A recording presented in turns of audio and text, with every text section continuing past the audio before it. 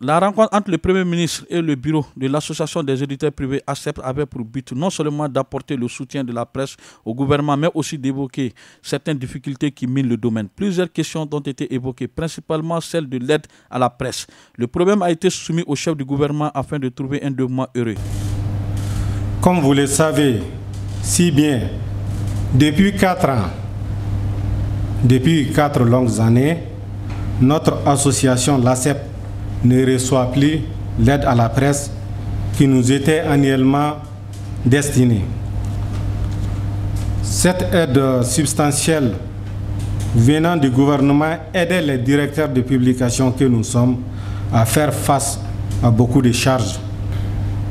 Monsieur le Premier ministre, le non-paiement de cette aide a eu pour conséquence l'arrêt pur et simple des activités de certaines rédactions et les cotisations annuelles provenant des membres, qui sont l'une des rares sources de financement de notre association.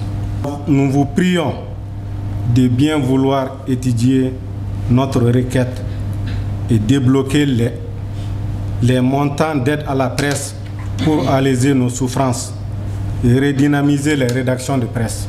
Le Premier ministre a donné des explications aux autres qui expliquent le retard du paiement qui perdure depuis 4 ans. L'aide à la presse. Vous savez, dès ma première prise de fonction, j'avais dit à Diawara qu'il ne doit pas y avoir de problème en réalité. Je ne me voyais pas en train de bloquer l'aide à la presse. Mais je vais chercher à comprendre parce que je venais de prendre fonction, j'avais même pris l'engagement dans l'enthousiasme, j'avais dit que tout va se régler. Bon, malheureusement, quand j'ai commencé à prendre les dossiers en main, on m'a dit que l'aide à la presse était payée. C'est ce qu'on m'a dit. J'ai demandé aux finances et au ministère de la Communication de me faire le point. Je leur ai donc dit que il m'a été dit que cette aide a été payée. Il faudrait peut-être que ce qui a été payé, on donne les justificatifs, au moins pour dire tel montant a été donné à tel journaliste. C'est quelque chose qui leur est dû, donc ils n'ont même pas besoin de commander. Et celui qui ne le donne pas, ils n'ont pas besoin d'aller mal parler de lui, hausser son ton, menacer qu'il va avoir toute la presse sur le dos, s'il ne fait pas ceci, il ne fait pas cela. Maintenant, pour être concret, moi je préfère qu'on laisse des traces. Après cette réunion-là, écrivez-moi.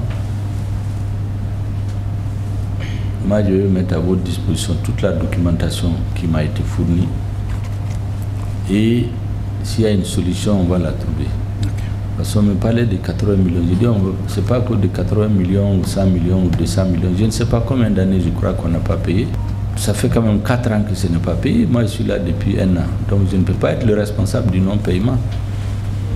Il faut peut-être s'interroger pourquoi depuis 3 ans, on n'a pas payé. Pourtant, on n'avait pas ces menaces-là. Donc, si vous sortez d'ici, vous allez m'adresser un courrier. Je vais faire le tour des services. Toutes les réponses qu'on m'a données par écrit, on va vous les donner. Et s'il y a quelque chose à faire, on va la faire. Il n'y a aucun problème. Le chef du gouvernement a tenu à rassurer ses interlocuteurs de faire de son mieux pour régler la situation.